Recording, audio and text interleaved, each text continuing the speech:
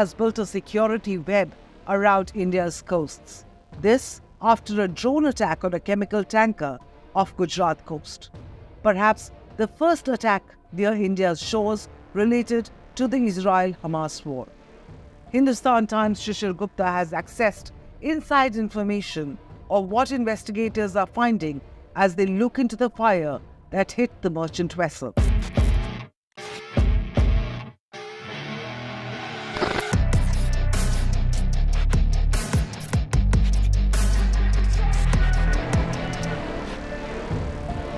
The commercial ship came under attack just 217 nautical miles off the coast of Gujarat. 217 nautical miles is around 400 kilometers. Now, the Indian Navy and Coast Guard immediately swung into action, reached the ship to provide help. It was a chemical tanker named MV Chem Pluto, sailing under the flag of Liberia. The aerial attack on the ship had caused a fire to erupt, but thankfully there were no casualties. Indian security personnel collected evidence from the scene. MV Chem Pluto was then escorted to Mumbai by an Indian Coast Guard ship. Now, the debris collected from the ship was sent to the Central Forensic Science Lab in Pune, and while the full result is still a few days away, Hindustan Times has learned what the initial probe has found. The smoking gun is what appears to be parts of the outer wings of an attack drone. They are burnt nearly to a crisp, but Indian investigators think that they belong to a Shahed 136 drone. Now, the Shahed 136 is a loitering munition or a suicide drone made by Iran. It gained notoriety after allegedly being used against Ukraine by Russia. The Shahed 136 is based on a Russian drone, has a range of around 2,500 kilometers and can carry a bomb of up to 50 kilograms. Interestingly, the Indian Navy had spotted 2 Iranian ships in the area when MV Chem Pluto was attacked.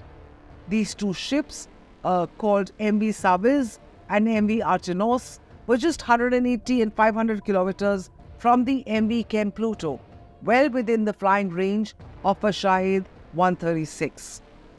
Now, Indian Navy personnel had approached these 2 Iranian ships and even boarded them to investigate, but nothing incriminating was found. The possibility that the attack was carried out by Iran itself and not its proxies like the Houthis was first floated by America.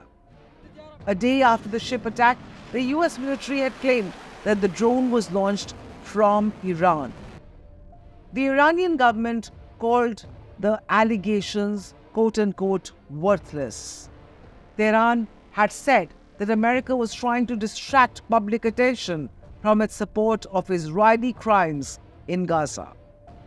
Now, after India's impartial probe, Iran's defense seems a little flimsy. But what happens next is unclear.